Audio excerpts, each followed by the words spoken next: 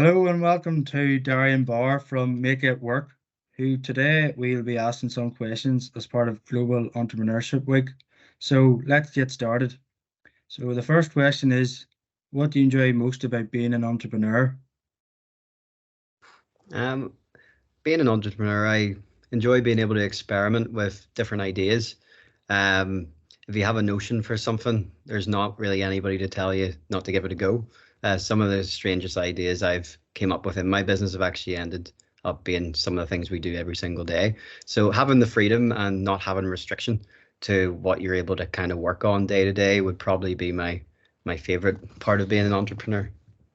So what do you find most challenging about being an entrepreneur? Probably the hardest part of being an entrepreneur would be having to wear many hats. So, you're an employer, you're a boss, you're a lifeline to some people.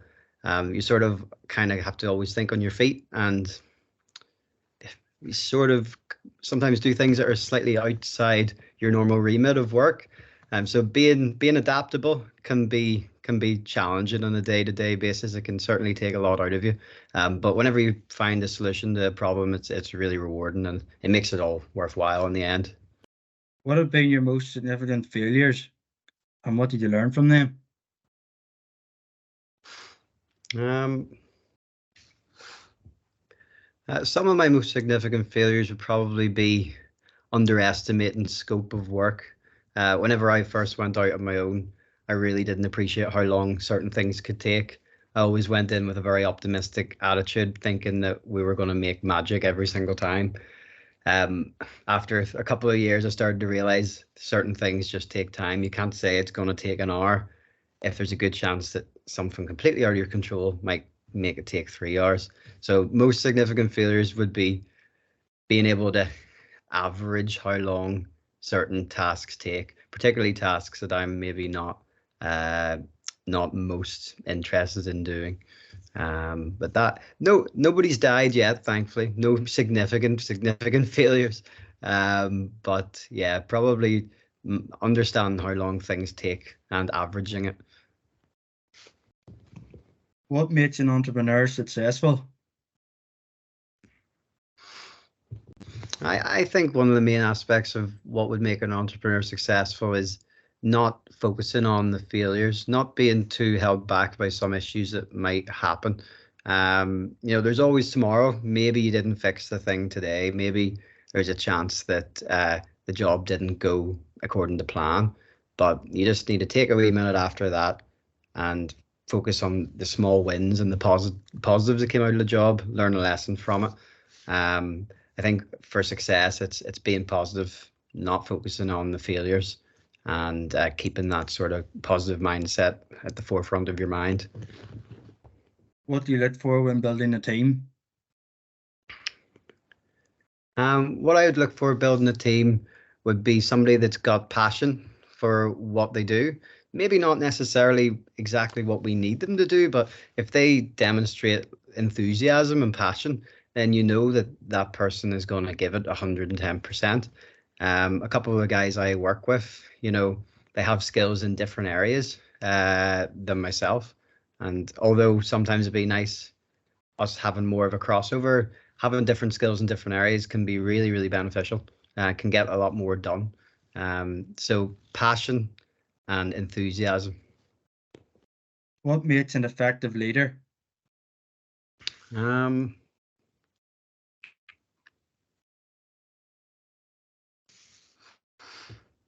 I would say it would be somebody that would communicate very clearly, you know, uh, kind of makes a culture of innovation. So to be an effective leader, you have to definitely always reward people for doing their best work, and even if they haven't achieved what they were trying to do, find the silver linings in what they were attempting. Um, Make sure you communicate exactly what you're trying to get across. Not often passive. You have to be straight to the point and be kind as well. What advice would you give to someone just starting a business? For someone starting a business, the first bit of advice is do it. It's definitely worth trying. You know, if you have a big enough passion or an interest in what you're chasing, you're not going to sleep better if you never try it. You know, don't be afraid of failure. You know, if anything, embrace the failures as a learning opportunity. You know, be adaptable, always prioritize the customer first. You know, the customer comes first and everything else comes after that. Um, if you get to the stage where you can, surround yourself with a strong team and never stop learning. Always keep in the loop with your industry. What do you consider non-negotiable in your business? Non-negotiable in my business definitely would be the customer satisfaction. There's a lot of people in my industry, whether it's trades or electricians or security installers, that you know once they do the job and they get paid for it, the relationship with the customer is finished. You know, they might text them a year later asking for something to be fixed, or maybe something goes wrong, and we hear it time and time again where the installer just won't return the phone calls. So a non-negotiable is not maintaining, you know, maintain the relationship with the customer, even if it means a year later and they're phoning you on Christmas Eve. You know, keep them right, because if you keep them right, they'll let everybody know, and it will lead to more work. It might not lead to work with them directly, but indirectly it will definitely lead to work. How do you manage feelings of doubt? Um, I would tackle doubt by reassessing my goals. I would seek advice from mentors, and I would listen to a lot of podcasts to sort of throw my doubt aside in a way. I remind myself of my past successes and the potential for growth by overcoming the challenges. And so, have you got any other advice that you'd like to add for any entrepreneurs out there that that you haven't mentioned? Um,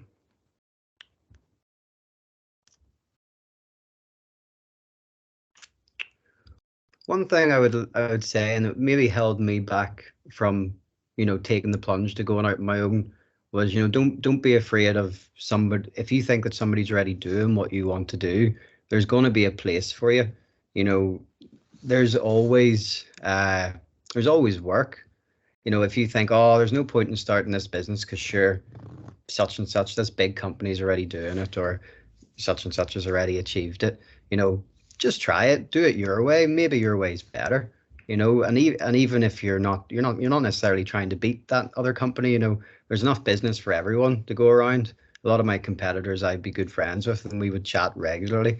So don't let others, which are, you know, maybe 5, 10, 15 years ahead of you, put you off from starting today. Because the day you start is the first day of success towards your business. You know, so plunge in, try it, and if it doesn't work, you know, you're no worse off than you were at the start.